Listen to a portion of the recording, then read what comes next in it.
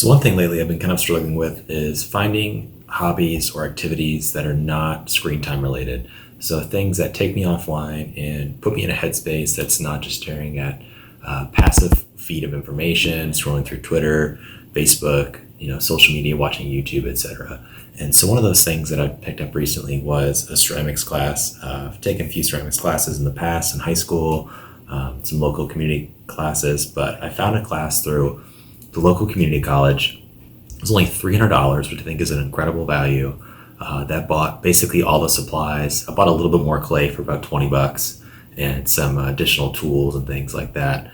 But it's just such a great value, and I thought I would just talk about it a little bit.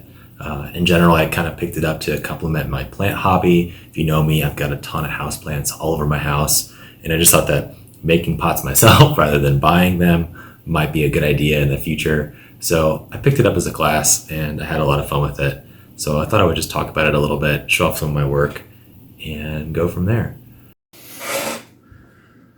So this is a piece that I made as part of a sculpture project. It's a bust of my dog Bandit. I had a lot of fun making him. He's got some really cool texture, especially on his coat, his patterning. I did add a little bit of glaze on top of his eyes just to give him a kind of a wet look, realistic effect, as well as some of his nose.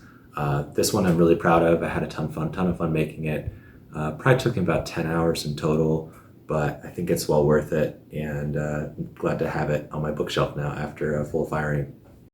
This dog piece is a project that I did as a functional project. He's got some really cool line work on him. Unfortunately, I made the mistake of just completely skipping the bisque firing step, which is a lower temp firing step that you do initially in ceramics, and then you do a final full firing at a higher temp. So unfortunately, he came out a little bit different on the colors that I initially had painted on. This all this line work and everything on top was initially purple. Got a little bit distorted in the kiln, but he's got a really nice ancient look to him now, and I think it still shows the patterning and line work that I put into it. And this one I had a lot of fun with. So those were both underglaze pieces. So I actually just made the sculpture and then painted on some underglaze, which is basically just dyed clay that goes on top. So I did throw a few things on the wheel, some various bowls and that type of thing. Some of these came out really nice on the glaze color.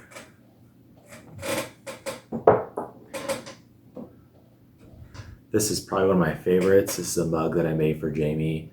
I just think that the color on it is really fascinating.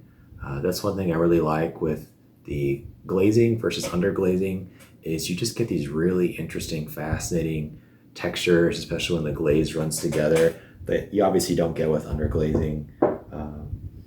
So along with some of the bowls, I made some mugs. This one is interesting. This was a project that I made.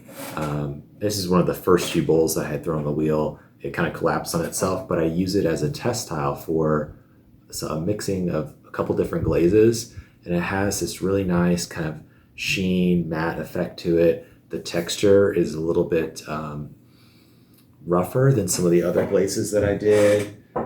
For instance, this one has a very slick texture to it. This is just kind of like a cereal bowl or something. So I might be using this texture in the future for maybe some mug handles or something to give it a little bit more grip so it's not quite so slippery. I did use it on this bowl as well. On the exterior, has a little bit different color to it. So that's one thing with the kiln, with the glazes, is that even if you use the same glaze in two different parts of the kiln, it can give you a kind of different color, and just depending on the variability that's in the kiln, some are more consistent than others. This bowl is probably one of my favorite textures. I just really love how those glazes kind of, meld together. It's something I definitely want to explore more in the future. They're all a little bit of an experiment when you put them in.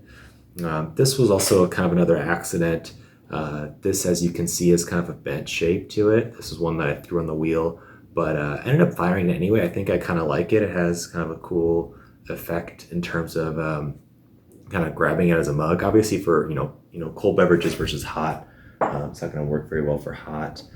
But yeah, there's a couple other these pinch pots that I made. these are at the beginning of the semester. These are mostly just kind of to test the colors and see what they look like kind of for future larger projects.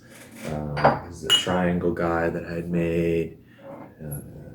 This one was actually pretty interesting. It kind of just shows you how glazing, especially mixing glazes together, is kind of a fun experiment. I'm not sure how well you can really see it, but this is initially supposed to be a leaf spoon holder, spoon rest, but it came out much more blue. It's kind of a darker navy blue, has some bubbles in there that are kind of interesting. Just so you can get a little bit closer look at some of these glazes. This one I really like, the purple, I think this is a purple haze glaze. Came out really well. This is also a similar one. This is kind of the same glaze I used on Jamie's mug here, kind of on the exterior.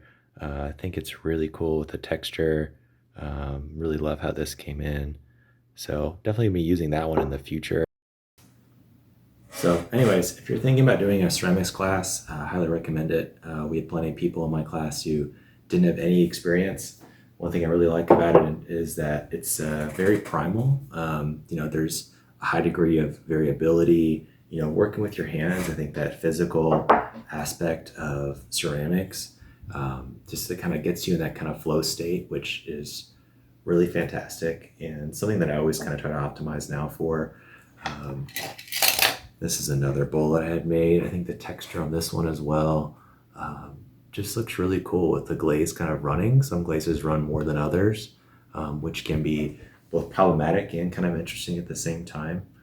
So I highly recommend, if you're on the fence about taking a community college class in general, I mean, you're already paying for it as a taxpayer, so might as well take advantage of something that you are subsidizing regardless, whether it be, painting or ceramics or something that isn't even art is, definitely an option as well.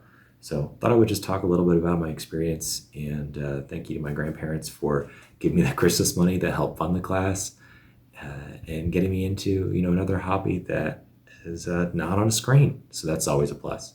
Anyways, till next time, hope you enjoyed me kind of showing off my work, and hopefully I'll have more interesting stuff in the future when I take Ceramics 2 in the fall.